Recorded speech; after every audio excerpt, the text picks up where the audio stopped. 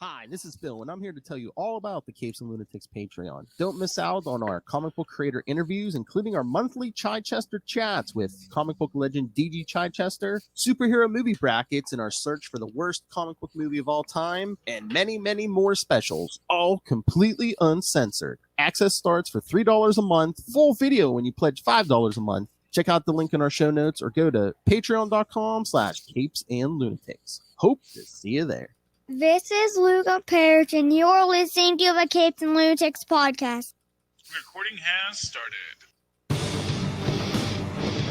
In a world of capes and lunatics, gods and monsters, there will arise a threat so great, no single hero can address it.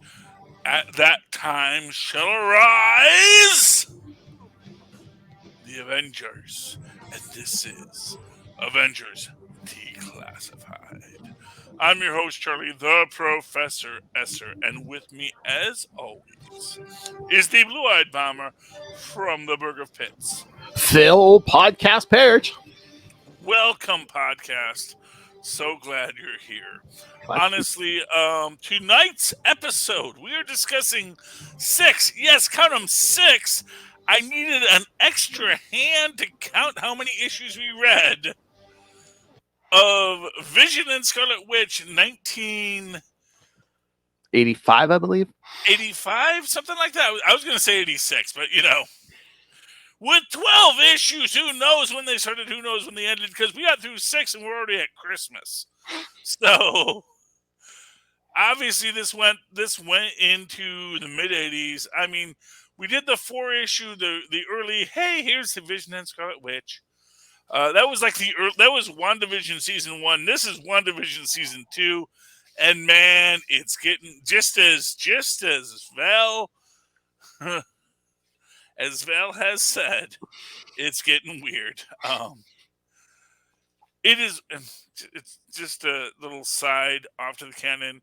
It's weird that like Val Cooper and someone realized, hey, you know what? Val Cooper sounds a lot like, you know, Valentina.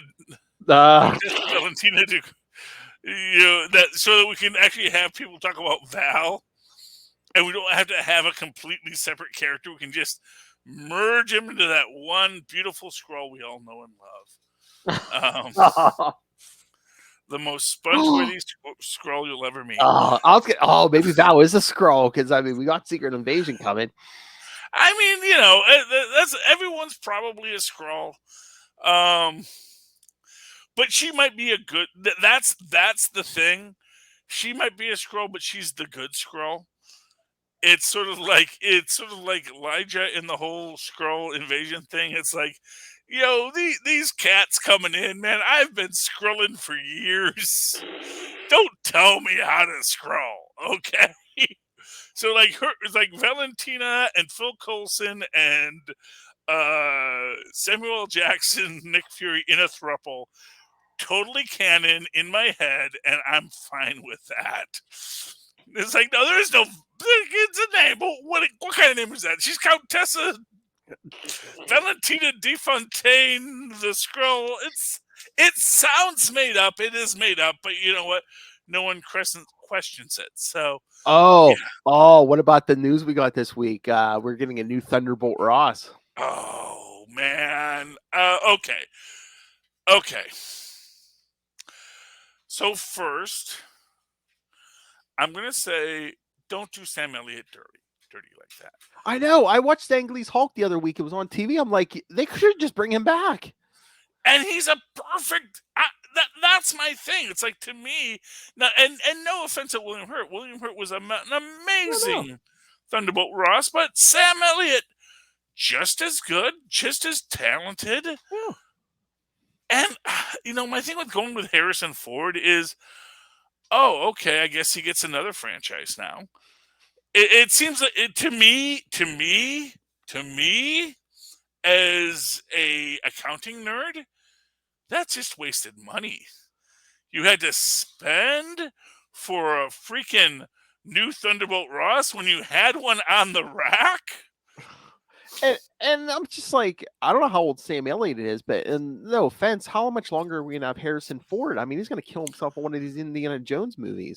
He's gonna kill himself flying a freaking plane, dude. The man crashes. Plus, he's like 80 Off years the old. I mean, how much I longer? know, but and not to wish any ill upon No, the man. no.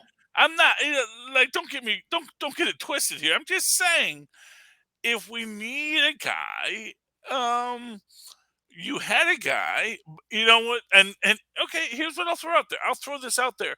They couldn't get Sam Elliott because Sam Elliott's still under contract. So you can't use Sam Elliott everywhere because Sam Elliott is tied to the Hulk, and that's going to be my new legal headcanon. Yeah, that's true. That says that's why Marvel made this choice. And they said, well, we can't use him again because, oh no, he's still under technical contract on that. Yeah. And because he's still under technical contract, we can't bring him in. Even though we could bring in William Hurt under the old contract, but no, now if we try to go claw back Sam Elliott, because we weren't smart enough to claw back Sam Elliott then. You know, that was poor planning on Disney's part. Oh my God, Harrison Ford's gonna do the mustache. I hope so. Oh, you better. Although he might say Red Hulk doesn't have a mustache. I mean, my big hope is that he is like a huge fan of the Hulk and a huge fan of the Red Hulk. And he's like, no, man, I will. It's like at a certain point in my life, I have to think Harrison Ford's at a point where it's like, no, yeah, I'm going to do this because this is something I want to do, not because it's something I have to do. Like, you know, we all know that he's been trying to die in Star Wars for years. Yeah. You know? And it's just this idea that this man is so against Star Wars, but is going to join the Marvel universe. It's a little weird to me. Maybe it's money, Charlie. I mean, Hugh Jackman swore he was never going to be Wolverine again, and we're going to be getting. I know, but he's already getting money doing another Indiana Jones film. Like, how many Fabergé Easter eggs can this man throw against the wall? Maybe that's one of his big passions. Maybe he just loves to act. Yeah. Well, acting is one thing, but you know, I don't know. It's coming to chew the scenery. Well, you know, Marvel does have the tastiest scenery. I think that is one thing we can absolutely say. Ross, I mean, you're gonna choose some scenery. Yeah, that is gonna be the pate foie gras of scenery. It's illegal in California. He can't get it anymore. He has to go to Marvel for it. And he showed up in Thunderbolt, so it's going to be all Thunderbolt Ross saying, "You're going to name the team after me." No, you are the Thunderbolts because I'm Thunderbolt Ross, and that's what I say.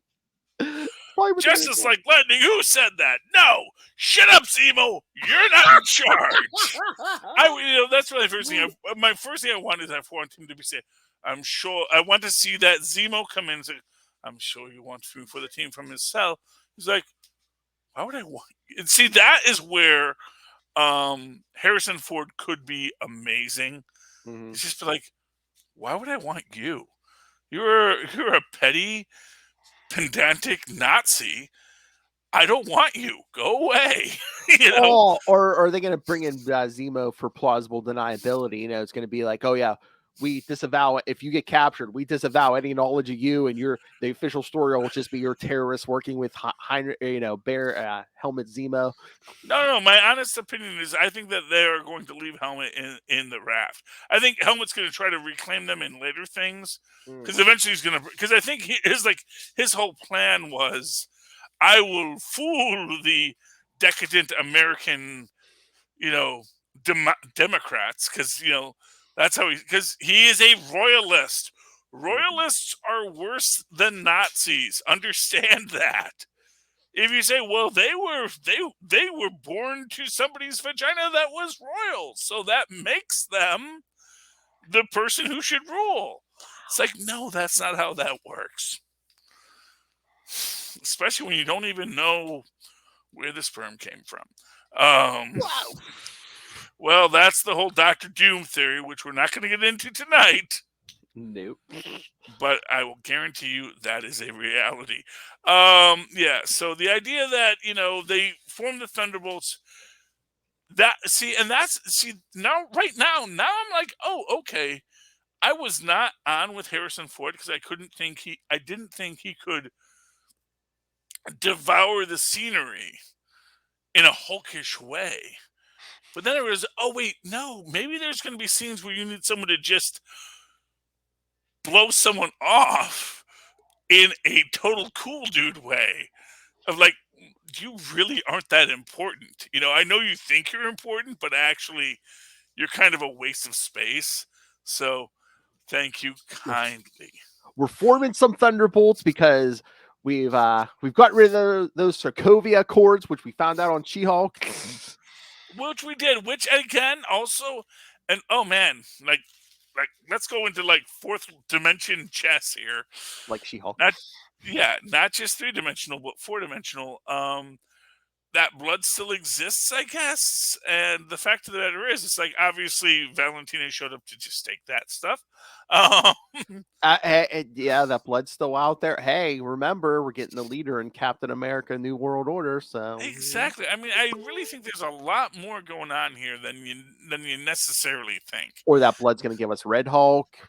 Yeah, well, exactly. That's my idea. It's like we're not going to get our Todd Hulk. Although I did have a great conversation with Moss today about how really Todd should have become the Gargoyle. And I kept on confusing myself with, is he called the Gargoyle? Is he called the Gray Gargoyle? I kept on calling him the Gray Gargoyle because he's gray. Yeah, I know. But actually, he's just the Gargoyle, who is also gray. And he was like the first super genius Hulk. But he also became, because he was a dwarf and all that kind of things. And, you get into all that kind of twisted body image stuff, which is not cool in this day and age, but would be cool for it to happen to Todd. But then Todd can rise above it because he can realize, oh, okay, this is who I am in this reality, but now I'm smart enough to understand how I can be better. You can Steven Universe any of these characters because Gargoyle actually became quite heroic. Both in his original run in, like, I think it was Incredible Hulk #2, but also when he was working with when he was in the Titanium Man armor in the Soviet super soldiers. So, yeah, back when there was the Soviet Union, kids, you have to understand that, there's history. But anyway, moving right along. Do you want to talk about Vision and Scarlet Witch? Yes, sir. Yes, sir. Okay, we got 6 issues to get through here, man. How do you want to handle issue 1? You got a synopsis? You got something you want to talk about? I mean, 6 synopses might be a long. So I mean, if you however you want to just get through. Well, so let me pull it up here. Because the first issue is 40 pages. I was surprised. I'm like, oh yeah. I know, man. Was this like a $4 book or a $3 book back in? Back in 1985, sir. That was $1.25. Oh well, see, no, $1.25 was a very expensive book then. Oh yeah, back then, yeah. But I'm just saying. Yeah, I mean, like, I'm not gonna lie to you, kids. No, you think $1.25? No, it's like, oh no, yeah, that was a Marvel. That was a handbook to the Marvel Universe book. Which also makes me happy that we do get Necra in this. Yeah. Not until issue 2, I think. Or is she in issue 1? I think we're still with the zombies on issue 1. Because I think issue 1 is backstory Vision, backstory Scarlet Witch, and then zombies. Hello. Oh, Necro shows up a little bit with Black Talon in issue 1. Yeah. Okay, so we get that. We get Black Talon. Yeah, that sets up a fun joke later about how, I think Man Ape and Black Talon left when you started talking about civil rights. And it's like, oh yeah, like, this person doesn't deserve to be treated as a human being. It's like, friend, and even Man Ape, because I'm sure the ape tribe gets it from the Panther tribe. Let's be honest, kids. They're up in their mountains. They're fishing. They're living their lives. They're being vegetarians at peace with the earth. And meanwhile, all these Panthers up in there, like, well, we have vibranium and all this nonsense. And I'm sure the mountain tribes are like, you know what, dude? I think you're getting a little bougie. So, I can see Manape and that I think that's in issue 3. But getting ahead of myself. But yeah, in this one, we just have the Vision subjecting himself to intense interrogation. And what's funny about this is that he is literally just in sleep mode during this. Yeah. But it's like when it actually comes to be a point where he has to sit up, he's just like, you know what? Oh God, what is his name? Gyrick?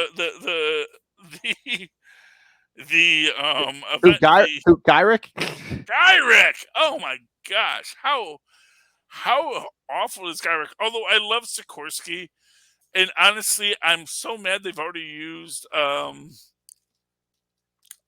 what's his name? The guy who plays She-Hulk's dad. Yeah. Because he would be perfect for Sikorsky. And Sikorsky, I love in this. He's like, go live your life, Vision.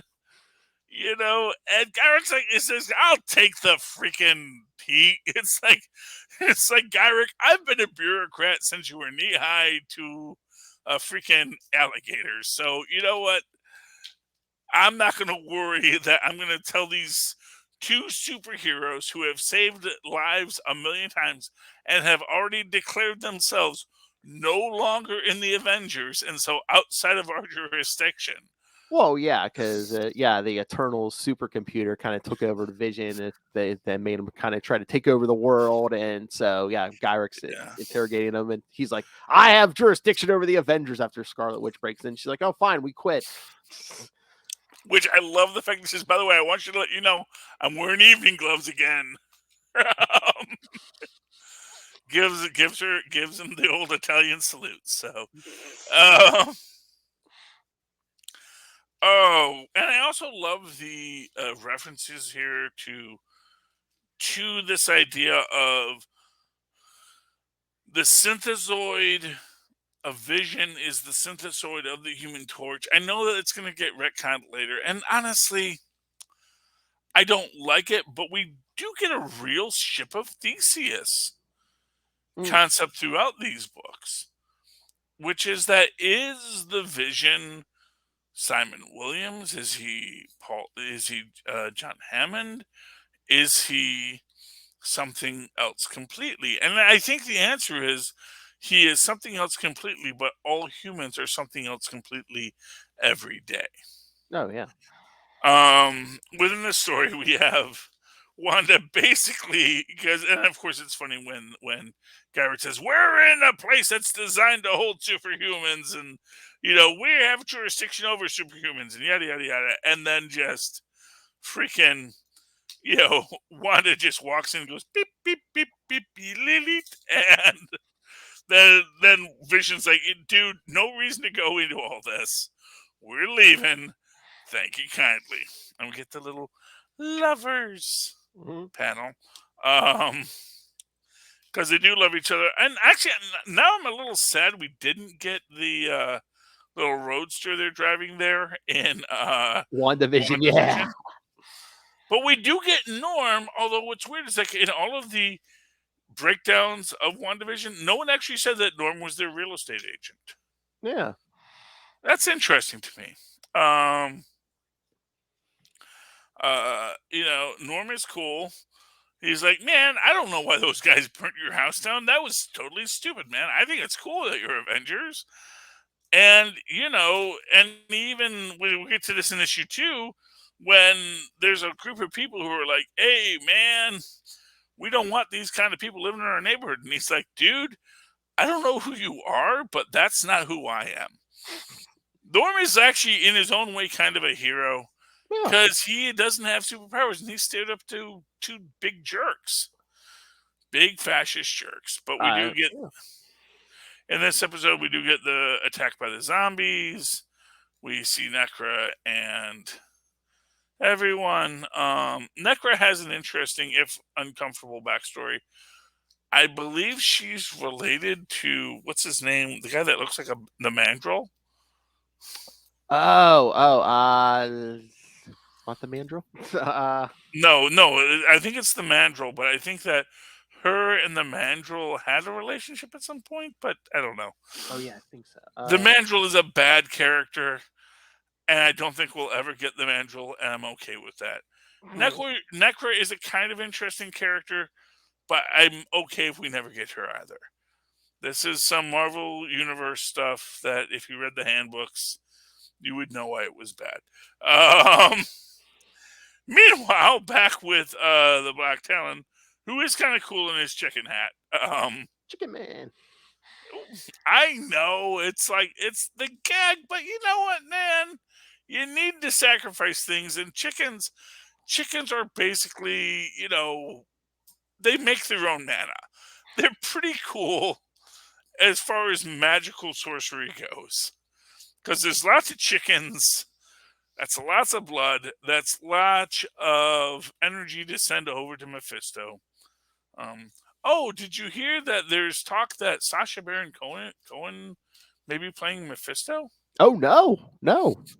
Yes, and more interestingly, there's talks that the guy who currently plays Lucifer on the TV show might be Reed Richards. I did see that today, yeah. Yeah, so I'm like, no, that's some interesting casting. Ooh, yeah, Tom Ellis, yeah. Yeah, I'm down for it, honestly. They both sound great. Because I do love Mephisto when he is both a trickster and a god of many faces. And of Mephisto. Yeah. Oh, yeah. No, Mephisto. Yeah. Yeah, I know the guy who is the very pretty Lucifer guy. I'm never quite sure that Reed Richards should be that pretty, but I'll allow it. I mean, would that be typecasting if they made him Mephisto? It would be chasing the dog is really what it would be. It would not make any sense because he's already played Lucifer, so cast him as Mephisto. Yeah. That's being lazy is what that is, my friend. True. The actual real work of it is finding someone who you don't immediately think of, that would be a good guy, and then casting them in that role. Anyway, so yeah, they show up and they fight the zombies, and we find out because it's weird because apparently half of this story is currently being told in the West Coast Avengers. Yeah, like the first 2 issues of West Coast Avengers. Yeah, because this whole thing is fought by the Grim Reaper. Yeah, and that's as good as it can be. Let's get into issue 2 here, where quite frankly, we're fighting an Ultron all of a sudden. Well, yeah, Ultron's part of this group, which again, modern comics, Ultron ain't working with nobody. Well, no, Ultron works with people. That's the thing. This is the fifth dimensional conundrum. If you are a fifth dimensional being and you want to interact with 3-dimensional or 4-dimensional beings, you kind of have to work with them on their level. Now, Ultron is in no way a fifth dimensional being. Don't get it twisted. But for everything he wants to be, he still has to work within all of the 3-dimensional, 4-dimensional rules of the people he exists in, because he can only move this way. Now, later he's going to learn to move in 4 dimensions with time travel, but even then, he still has limitations. So, so right now he's teaming up with the Grim Reaper and good old Atlas, who I really was hoping to do some face turns in here. He does not, but this is, of course... No, they this don't. This is a guy you're gonna see him later over on the Thunderbolts, kids. So get used to him. No, he's pretty brutal until Thunderbolts. That's when you get his face turned. Yeah, we get the whole fight, and we see.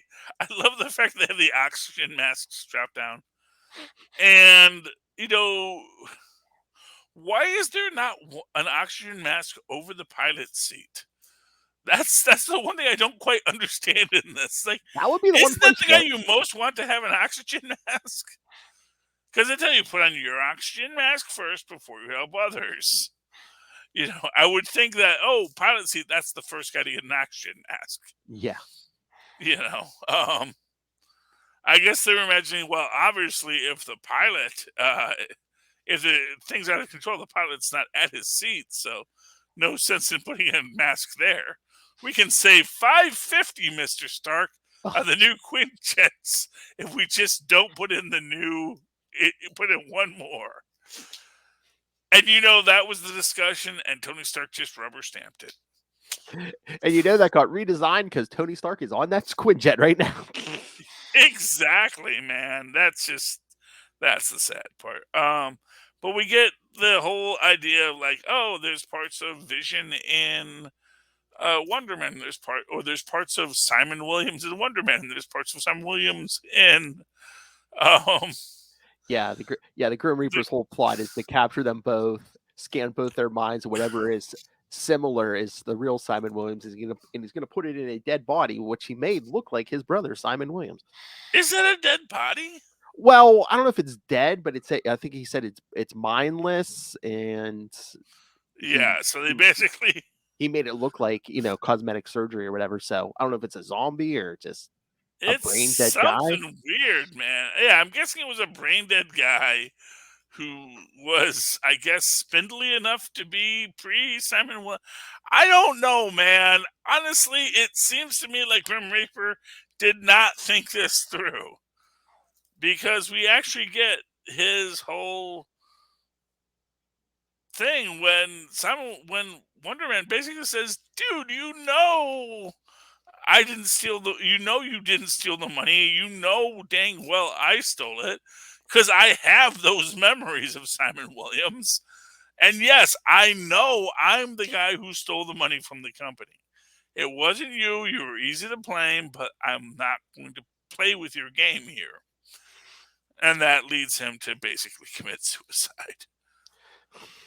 Well, yeah, because he was gonna kill Wonder Man. And he's like, "Oh God, Wonder Man is really my brother then." Well, he's part of his brother. He's part of who Simon Williams was. I mean, that's it's a lot. It's a lot of a lot. And, that Simon Williams wants to die now too. But, this is my biggest problem with all of this, is that it does lead back to the eventual deconstruction of the Scarlet Witch, which I hope we get a lot more redemption of in the MCU. Yeah. And in general Marvel. It's like,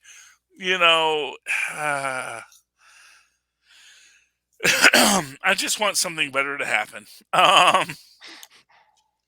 Anyway, moving on to issue 3.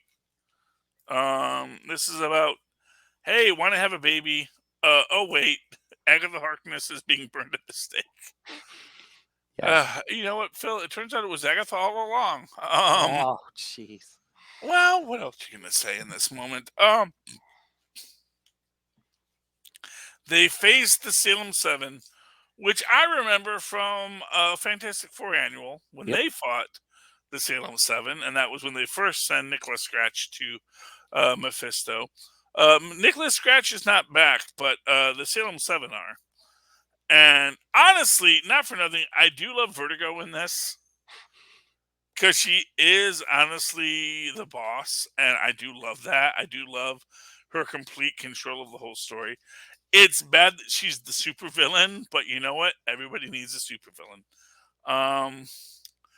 I like that Gazelle is the one to question, because hey, here's some fun with a little bit of Wicca facts. The Gazelle, the horned one, that is the god, and the god is actually a positive being in Wiccan mythology, and she understands that whatever we're doing, it's probably not a good thing. So we are the green, and we are these other things. We are not the monsters that they want to make us out to be. But she's the one to be sacrificed. They have that little fight. They eventually defeat the Salem Seven, because they are foolish enough to bring out the Vision at sunrise, I think. Sunrise. Okay. I think it's in the morning, maybe, because he's like, "Oh yeah, if you were going to try to kill us at night, I wouldn't be able to charge up." But yeah, well, it's weird because the sun was out when he was attacked the first time. So yeah, honestly, logical consistencies aside, But maybe that's why he was able to hold on to his energy enough. We had a nice little Fred Hembeck bit at the end, because I do love Fred Hembeck. Yeah. But no, I mean, Wanda is able to take all this energy, the Salem Seven we're using, and kind of intermingle with her in the Vision, and yes. So they have the magic sex. Kind of. Yeah, and this is where this stuff ends up poorly. Not for nothing. It's like, oh, they're doing that whole thing. And for what it's worth, I would rather I would love to see a scene with Billy and Tommy and the actual Vision. Like, if you want to do a real good MCU story, it's like, listen, I remember everything the Vision told me. I am your father. No, yeah. And just say, listen to me. Whatever you think the reality is, this is the true reality. So, don't always be denying the father. That's all I'm saying. Okay, having a baby. And Dr. Strange says, hey, technically I'm a heart surgeon and a brain surgeon, but, I guess I did a tour in gynecology. You have to do all the rounds, So yeah, I actually do know that women have uteruses, and looks like you've got a baby. I mean, yeah, he is, probably he is at least a medical doctor. He was a medical doctor, but too, I think part of it is just, oh, hey, this baby was conceived by magic. Is everything good on the mystical side? Oh yeah. Yeah, well, yeah, but as we later learn that Wanda can conjure Doctor Strange's when she needs them. Yeah. To make her feel better. Which arguably is a cheap cop out. Then we get Norm with the intelligentsia. Bunch of dude bros that don't like robots and mutants moving into our neighborhood. And amazingly, they were all white men. Who knew? Yeah, but they buy their house. And honestly, not for nothing, that's a beautiful house they bought. Oh yeah. But they're playing football, and then we actually see that we have Glamour and Illusion, I believe their names are. Mm-hmm. And not for nothing, Illusion's powers are insane, because he's basically our man meets the Molecule Man. So if I can touch something, I can control all of its molecules for 1 hour. It's like, so you are basically a god for 1 hour? Well, as if I can touch something, yes. So long as I can have physical contact with something, anything I touch, I can control every molecule in its existence. Don't worry, it's going to come back later, but we put an hour limit on it so I don't become a problematic character later. Which I kind of feel that's the thing with these two. They're like just powerful enough to help the story, but not so powerful that another writer is going to be like, well,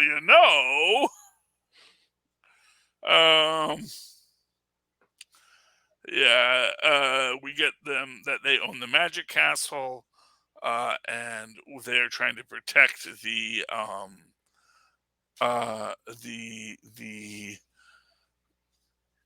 Vision and Scarlet Witch from another group from the intelligentsia. Let's just be honest. This is the intelligentsia seen recently in S.H.I.E.L.D. And I love the fact that they are fighting the trees, which actually shows, because I think that timeline-wise, this is before Molecule Man even realized he could control organic molecules. So, in its own way, Illusion is better, or he's better than the Molecule Man, because it's just molecules, man.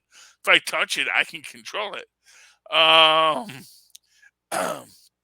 We get more revisits from Agatha Harkness. We get a little superheroic misunderstanding between the two professional mages and Vision, Mhm. and then they both agree to deal with the Nazis in their neighborhood. And then Scarlet Witch both tells the Nazis, "I can kill you, but just understand we have kids. We're trying to have kids too, and you have families. Just let people have families." What is with this woke Marvel social justice warrior stuff from 1986? I'm telling you, where is this woke justice warrior stuff going? It's almost like people have never read a comic before. Yeah, I know. So where's number 6? Or number 5. Number 5. Oh, number 5. Okay, so see. Oh, Halloween. Oh goodness! Remember how we introduced a character that has a very specific set of skills, Phil? He can control every molecule for 1 hour, and he's from the Magic Mansion in New York City. Because can't have a castle in New York. It's got to be a mansion. Just like Avengers Mansion over on 5th. And this is, again, we're dealing with family issues. We have Scarlet Witch reaching out to Pietro, saying, "Hey, your daughter's going to have a cousin." Yep. Yay! Yep. I love. He's like, "Did you tell Magneto yet?" Magneto. He gets to be a whole deal. Meanwhile, the Salem Seven come back as zombies to attack Scarlet Witch. Agatha Harkness uses the magic act to reach out to Vision. Battle ensues, and we see Sam Hain. Before he was on the real Ghostbusters, he was here in Marvel Comics, and he's back because the Druidic Tome, while it was destroyed, still exists as molecules. Basically, But Ash, don't worry, because we have something that was present at its destruction, which was a white sheet worn by a young woman. And what's weird is that it's like it was only like a few years ago, but now she seems like she's an adult. It's like, I know in real time it was only like 3 or 4 years, so it's like in Marvel time, I'm sure it was less than that. Yeah, it's a little weird how it actually works out, but I guess that's sort of how sliding time works. It's like time can move really fast if you're off panel, but a lot slower when you're on panel. So I don't know. We also see before that we see Scarlet Witch dealing with a bunch of dead people, or the images of dead people, including her mom, which is a little sad and dark, I imagine. Anyway, their new friend with the molecule powers uses his powers to make the ghost costume the young girl was wearing years ago. It's fine. It just went dark. Well, there's just enough ash on that sheet, so where I guess he can pull every other molecule of that book back and reassemble that book. Yeah, but you see, there's just also so many things that gets reassembled here. Yeah, you've got a hairbrush, a bunch of other papers, a bunch of weird green stuff, which I find fascinating. I wonder what the yellow ring is, honestly, quite frankly. But yeah, we do get the book back. And then with the book, we see, this reawakens. We see the Vision destroy the book completely with lasers, I guess. And then Samain becomes sort of a fire monster, which fights Agatha Harkness. And then he is destroyed. And then, the baby's all right. That's our last thing. And then next issue is issue 6, right? The Thanksgiving issue. Yep. Because guess who's coming to dinner, Phil? Yeah, well, we got some Avengers, we got Doctor Strange, we got Quicksilver and Crystal. Oh, and Magneto shows up. Magneto and Simon Williams' mom. So that's nice. Yes. She's just Ant-Manning it all over the place, and what the F am I dealing with today? But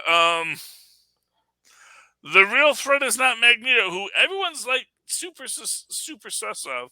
Although we do get a nice little fun bit here with like Cap and Namor saying, "Hey, you know, Namor, technically Vision is the Human Torch. It's the Invaders. Invaders reunion, even though Bucky's dead and not gonna come back. So I guess we should feel sad about that." But they have their turkey. They get their whole thing, and Magneto is not cool with a lot of stuff. Although he's trying.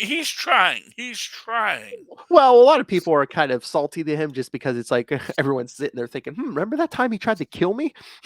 Well, you know, and not for nothing, Wanda even is like, dude, that you want to be nice doesn't make up for the fact that you are an abusive person. Well, That yeah. I found out you are my parent.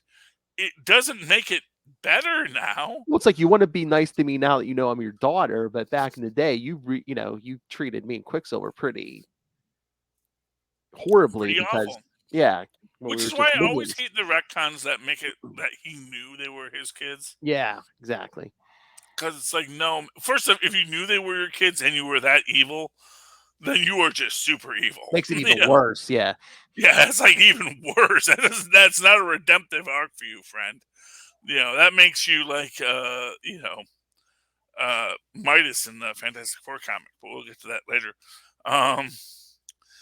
I do like when they have to fight the Brotherhood of Evil Mutants, reassembled by the Toad, terrible Toad King. Oh, this is before the Misfits, I'm assuming. I believe so, yes. One hopes he hasn't started his. But and what's fun about this is that he's like, no, man, I totally had the same access to the Stranger's equipment as Magneto. So I am actually technically God tier right now. Aside from the fact that I'm also still a weird dude who is not happy with his life. Because I just want to be loved, man.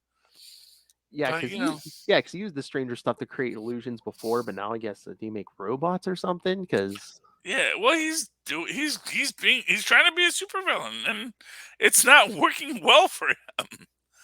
You know, because Quicksilver immediately realizes, oh, I could just change clothes with the other Quicksilver, and he's not going to know any better.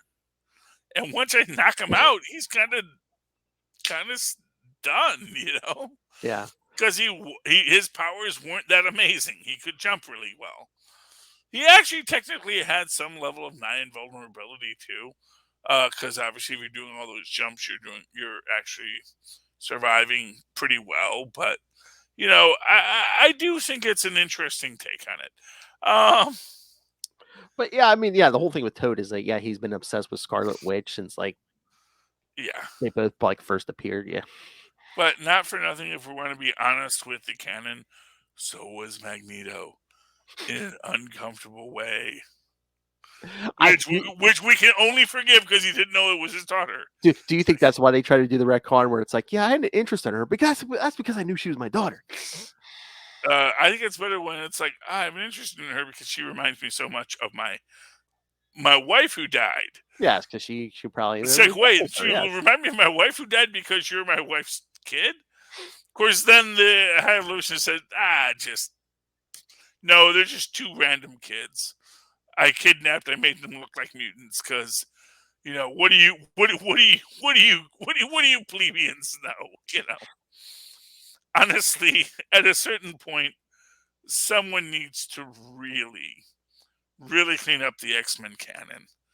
And there's a part of me that feels like that's a lot of what is going on with House of X. It's like, I think at some point someone's just going to like, okay, so all of this nonsense we just did, please ignore. This was just the sorbet. This is just the palate cleanser of nonsense before we get to, okay, so here's what really happened. Well, I think at the end of the day, Moira McTaggart has one more reset in her, so I think they're just going to wipe all this out when they're done with it. Moira McTaggart. Or they're all clones. I don't know. Yeah. Well, I mean, to me, it's always that they're all clones. That they're always just Plant they're clones. just the impossible X-Men Mhm. because they're made of plants. Okay, Philip, do you have any other books you want to talk about this week? I know you wanted to talk Fantastic Four. Fantastic Four is my big book. I mean, I read Star Wars, I read Garbage Pail Kids, but none are technically good for Avengers Declassified. Although I will actually say, read Garbage Pail Kids Origins #1. It's actually a pretty good book. And Star Wars 28, also a good book. If don't judge me because I don't take care of my comics. But yeah, these are all good. But Fantastic Four, Reed and Sue were Avengers, so they do count. And we're gonna Steven Universe this ending, Phil. We've been dieharding it, but it's gonna end Steven Universe style.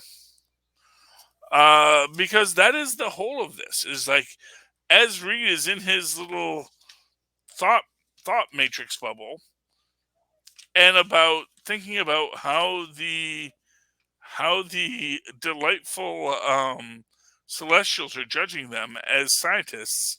He's actually thinking, oh, okay. It's not about judgment. It's about seeing how we behave in the experiment and what we're going to do, and how so much of it is just the connections we make and the structures we build.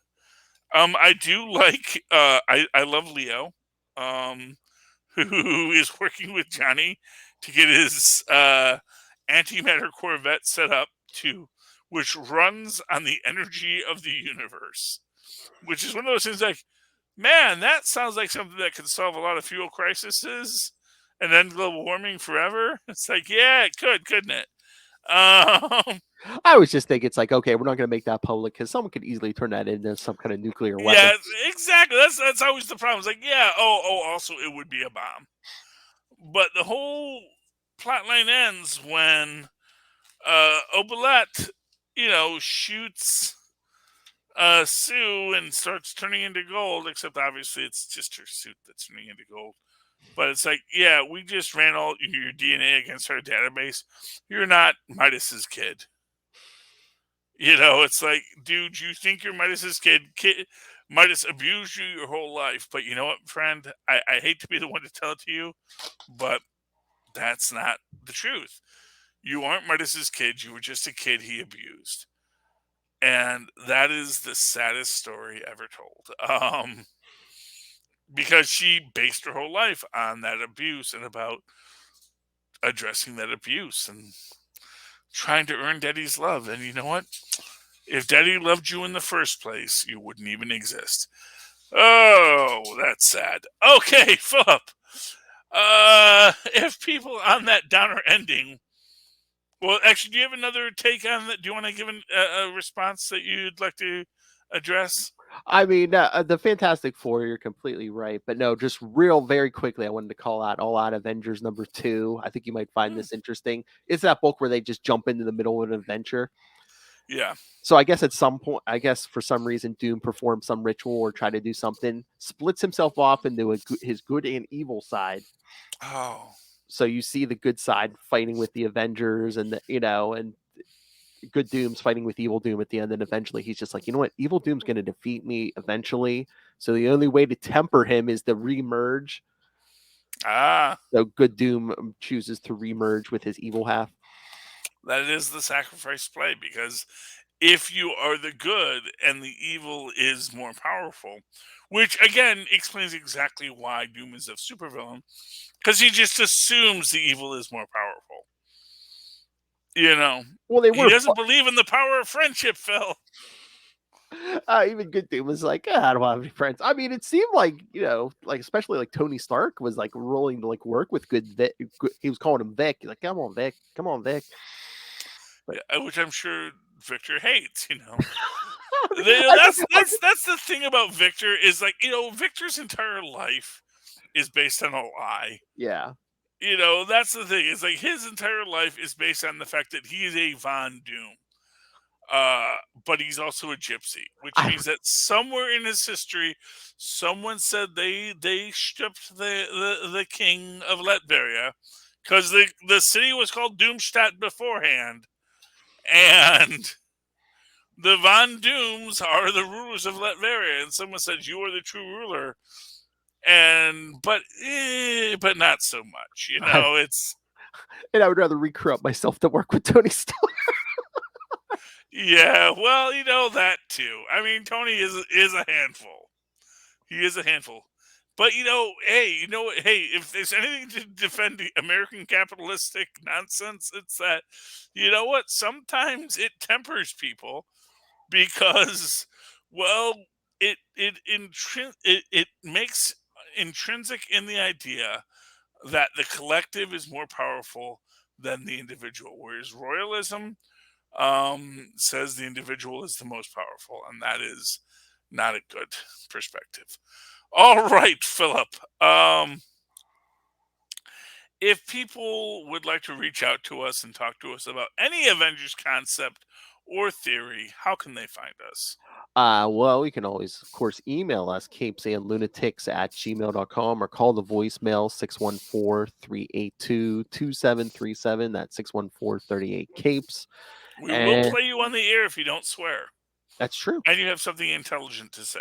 Exactly. Also, you can find Avengers Declassified on Facebook, on Twitter. You can find our YouTube channel. Please subscribe there. Everything gets a video, so you can see Charlie Uster's pretty face if you want while listening to this. I'm so pretty. That's right. And of course, Patreon. Again, we're paying for this out of our own pocket. Every little bit helps, but $3 to $5 gets you early access to creator interviews, including the monthly Chichester chats and superhero movie brackets. We will find the worst superhero movie of all time. We have one last battle, Spawn versus Meteor Man in October, and then November we're going to crown a winner from our 3 finalists. So subscribe now, listen to all the previous episodes, and in time for the big finale. And of course, pick yourself up some Capes and Lunatics and Capes and Lunatics Sidekicks merch. Find it all at Linktree, linktr.ee/Capes and Lunatics. And if you want to go right to the source of that font of wisdom, Charlie Esser, how can they do that, Charlie Esser? Well, they can always write to me the old-fashioned way that our mothers and fathers once did at superconnectivityblog@gmail.com. Superconnectivity, a show that's coming back in November. Blog, all one word, at gmail.com. And of course, follow me on the Twitters. I live tweet things like Stargirl, which is a really fun show.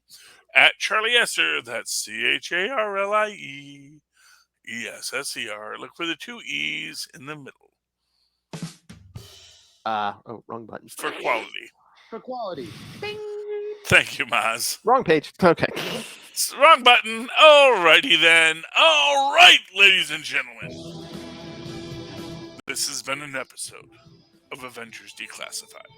The words you have heard are top secret, even though we have declassified them with our minds. This message will self-destruct in 10 minutes.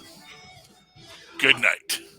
And of course, next week, Vision and Scarlet Witch 7 through 12 will wrap up that series. Yeah, we'll find out where they go at Christmas time. That'll be fun. Maybe they visit Santa Claus, Phil. Maybe. He is actually a character in the Marvel universe. So I mean, really possible. I mean, at this point in time, in that series, Vision is Christmas colors. Red and green. Merry Christmas. Find out next time.